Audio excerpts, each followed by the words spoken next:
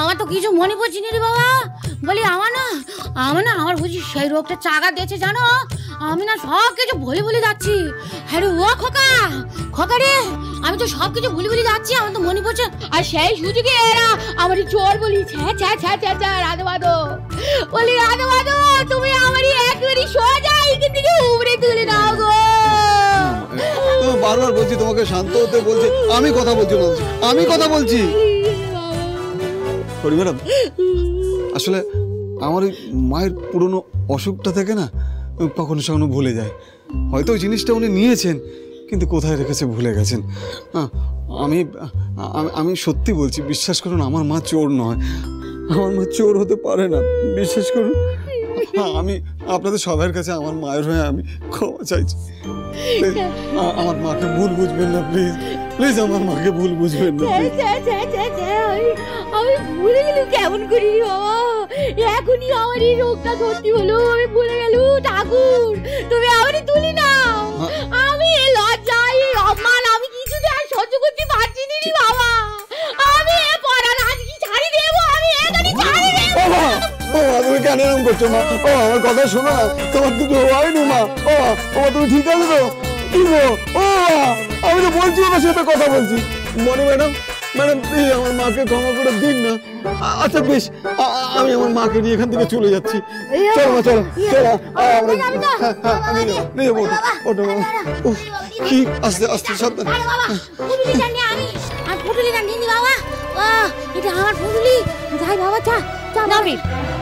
একজন অসুস্থ মানুষকে এইভাবে তো কোথাও নিয়ে যাওয়া যায় না, তার আগে বরং ওনার চিকিৎসার ব্যবস্থা করি। চিকিৎসা? আমি যখন ভালো হয়ে গেছি, আমার এখন এসব লাগে না বাবা। আপনার ওষুধ একদম রেডি আছে মাসিমা, 1 মিনিট। সিস্টার। হ্যাঁ ম্যাডাম। হ্যাঁ, অ্যাম্বুলেন্স বাইরে ওয়েট করছে। একদম ঠিক সময়ে চলে এসেছেন আপনারা। দেখুন উনি না খুব অসুস্থ হয়ে গেছেন, ওনার হার্ট রেট বেড়ে গেছে। ওনাকে না এক্ষুনি হাসপাতালে নিয়ে যেতে হবে, আর হাসপাতালে গিয়ে একদম সোজা আইসিইউতে ভর্তি করে দেবেন, কেমন? না সিস্টার 1 মিনিট, হাসপাতালে না ওনার এই পুঁটুলিটাও নিয়ে যেতে হবে, এটাতে বোধহয় ওনার প্রেসক্রিপশনটাও আছে। পুটুলিটা তুমি হাতাবে না, যে পুটুলি আমার বীর বাবা বলি আমি এখন ভালো হয়ে গেছি বুঝলি। আমার তো গ্রামে নেতল বাবা, নেতল যাচ্ছে না, আগে পালসটা চেক করতে হবে তো। শোনো মা, তোমার চিকিৎসা হোক, তারপর আমরা ফিরে যাবো, কেমন? আমার কিছু হয়নি। ওনার তো মনে হচ্ছে হসপিটালে যাওয়ার আগেই হার্ট অ্যাটাক হয়ে যাবে। তাই? তাহলে কি করা উচিত? আমার কাছে একটা ব্যবস্থা আছে। কি করবি বাবা? ওরে বাবা রে, দেখি ঘুরুন মাসিমা, এটা তো মনে হচ্ছে পিঠেই দিতে হবে। মা শোনো না, ইনজেকশন দিলে কিছু হয় না, আমার কথাটা শুনো। আরে মা কিছু হবে না, আমার আরে ইনজেকশন দিলে কিছু। থামো, আমার কিছু হয়নি গো, কিছু হয়নি, আমি বলছি হয়নি, আর কিছু হয়নি বাবা। মা তাহলে মাসিমা আপনার মিথ্যেটা এবার ধরা পড়ে গেল, তাই তো? মিথ্যে? বলে মিথ্যে কিসের গো? মিথ্যে? হ্যাঁ বলি ওগো, আমি বলছি এখন আমার কিছু হয়নি, এখন আমার কোনো রোগ বালাই নেই গো। তবে ডাক্তার বলেছে জানো, এই আমার না একটা বুকের একটা ব্যায়াম আছে, আর সেটা না মাঝে মাঝে চাগাতে ওঠে গো, চাগাতে ওঠে। ও মাসিমা, এখনো মিথ্যে কথা বলবে? কি লাভ, এই দেখুন আপনার প্রেসক্রিপশন, এখানে কিন্তু ডাক্তার বলেছে আপনার শুধু একটু বিপি হাই, অন্য কিছু নয়। আর ওই দিনকে মন্দিরে নাম কীর্তন করতে করতে হঠাৎ করে আপনার বুকের ব্যথা করে শরীর খারাপ হয়ে গেল না? কেন হয়েছিল মাসিমা? বেশি করে লাড্ডু আর সিঙ্গারা খেয়ে নিয়েছিলেন, সেই জন্য তো। এই যে লেখা রয়েছে এখানে ক্লিয়ারলি যে ওনার শুধু গ্যাসের প্রবলেম রয়েছে আর বিপিটা হাই, নাথিং এলস। এই যে দেখুন, ও মা দেখ, কান্ড দেখ। এই যে আসুন, আপনি তো বাকি সত্যিটা বলুন সবাইকে, আসুন আসুন আসুন। আমি কি করব? আমাকে তো অনেক করে বুঝিয়েছিল, বলেছিল এসব কথা এখানে এসে বলতে। ছেলে নাকি ভীষণ অত্যাচার করে, এসব কথা বললে ছেলে নাকি অনেক যত্ন করবে। আমি কি করব? কি বলছেন আপনি? আমি আর অত্যাচার? মা, ও মা, তুমি যে কি বলেছো মা? কেন বলেছো বলো না? দত্ত কাকিমা আগেই আমায় সব সত্যি জানিয়ে দিয়েছিল। সেদিন মাসিমার চাপে দত্ত কাকিমা আমাদের কিছু বলতে পারিনি, কিন্তু পরে সব কথা আমি জানতে পারি। আর তারপরে মাসিমার প্রেসক্রিপশন দেখে তো বাকিটা জলের মতন পরিষ্কার হয়ে যায়। তাহলে মাসিমা এটা বুঝতে পারলেন তো, মিথ্যে আপনি যতই চেষ্টা করুন কোনোভাবেই ঢাকা যায় না। কেন করতে গেলে মা এসব বলো না মা। তা আমি কি করব? তোর আমি কবে থেকে বলছি বেকার বেকার বেকার, একটা কথা তুই আমার শুনিসনি। তারপরে আমার শুরু তুই নাকি বে করছিস, তাদের নাকি কত বড় বাড়ি। এখন থেকে তো আমি চেষ্টা করে যাচ্ছি যেভাবে হোক তোরে বে আমাকে দিতে হবে। ছি ছি ছি ছি মা, তুমি সবার সামনে আমরা মাথাটাকে হেড করে দিলে। ছি মা ছি। আমি আপনাদের সবার কাছে হাত জোর করে ক্ষমা চাইছি। আমার মা যদি কোনো ভুল করে থাকে তার জন্য প্লিজ আপনারা ক্ষমা করে দেবেন। না বীর, তোমায় কি করে শাস্তি দেব? দেখো তোমার জন্যই তো পুরোটা পসিবল হলো। দেখো কুণাল যে ও নিজের মনের কথাটা ও বুঝতে পেরেছে, ও যে স্বীকার করেছে এবং বনিকে বিয়েও করেছে, এই সবটা পসিবল হয়েছে তোমার জন্য। আর দেখুন মাসিমা, আপনার বীর সোনা চাঁদের কণাও দেখবেন একটা খুব ভালো বউ নিয়ে আসবে। আর সেটাও খুব শিগগিরই। বৌমা তো ঠিকই আছে, একবার খালি পেখম মেলে উড়ে এলেই হয়। কি তাই তো বীর?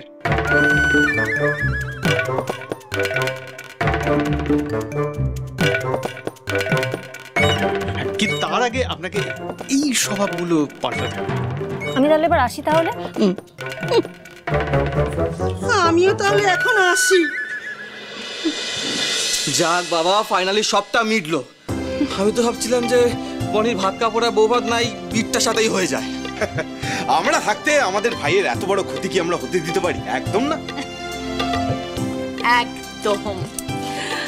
কি ছোট, আমাদের সিংহরায় পরিবারের প্রেজেন্ট জেনারেশন এক হয়ে আমাদের ছোট ছেলে আর আমাদের বৌমাকে মিলিয়ে তো দিল, এটা আমাদের জন্য ভারী গর্ব।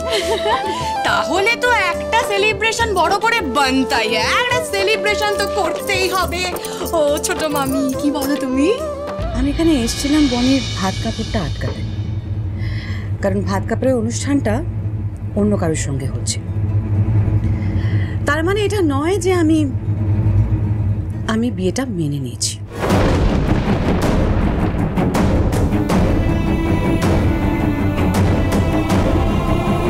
মানে তুই এসব কি বলছিস ছোট? এত কিছু হবার পরেও তুই বনি আর কুণালের বিয়েটা মেনে নিবি না? কখনো না। দিদি, এবার কিন্তু এটা বাড়াবাড়ি হচ্ছে। অনেক হয়ে গেছে, ঝঞ্ঝাট ঝামেলা অনেক হয়ে গেছে। হ্যাঁ, এবার অশান্তি টশান্তি আর না বাড়িয়ে বিয়েটা মেনে নিন। দিদি, আমার না এসব জ্ঞান শুনতে একদম ভালো লাগছে। আপনার কোনো জ্ঞানের দরকার নেই আমার।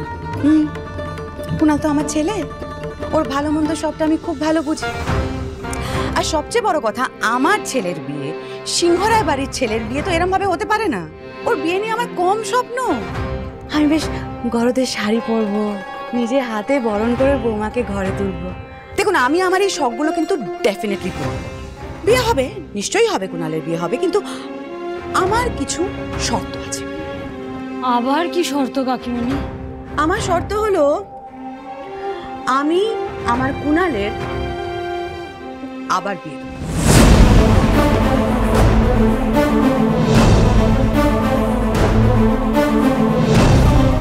কি বলছো মা? হ্যাঁ, এটা হতে পারে না মা। কেন? আরে ধুর, পুরো কথা না শুনে ভাবে রিয়াক্ট করছে। আরে বাবা, এরকম বীরের মতো ম্যা করে যাচ্ছিস কেন? আমি আটকে ওঠার মতো কি বললাম শুনি? তুমি এমন বললে, আরে তোমার কথাটা তো মনে হচ্ছিল তুমি প্রায় বনিকে মেনেই নিয়েছো। হ্যাঁ, একদম ঠিক বলেছে।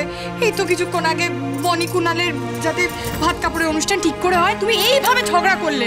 আর এখন তুমি বলছো কুণালের আবার বিয়ে দেবে, এটা তো ঠিক নয়। কি চাইছো বলো তো কাকিমণি? কিছু না বুঝতে পারছি না।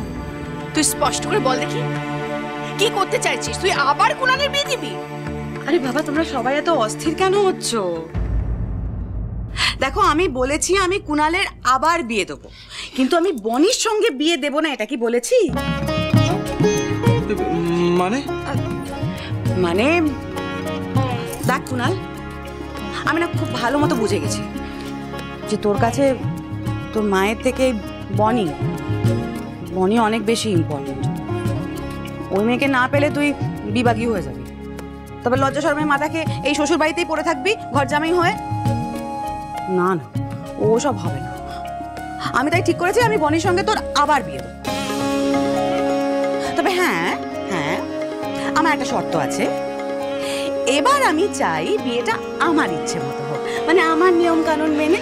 মা থ্যাংক ইউ সো মাচ মা, ভীষণ খুশি হয়েছি, থ্যাংক ইউ সো মাচ। বোকা একটা। দেখেছে, এই হলো আমার ছোট। আমি জানতাম ও সব ঠিক করে দেবে। এই যে এসো এদিকে, প্রণাম করো। শাশুমাকে প্রণাম করো।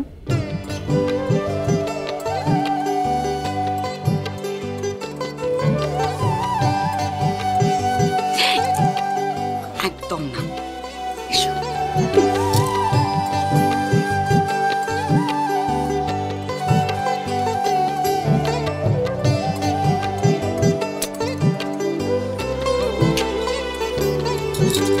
খুব ভালো থেকো মা। আর শোনো, আমার এই ভোলাবেলা ছেলেকে না খুব ভালো রাখবে, কেমন?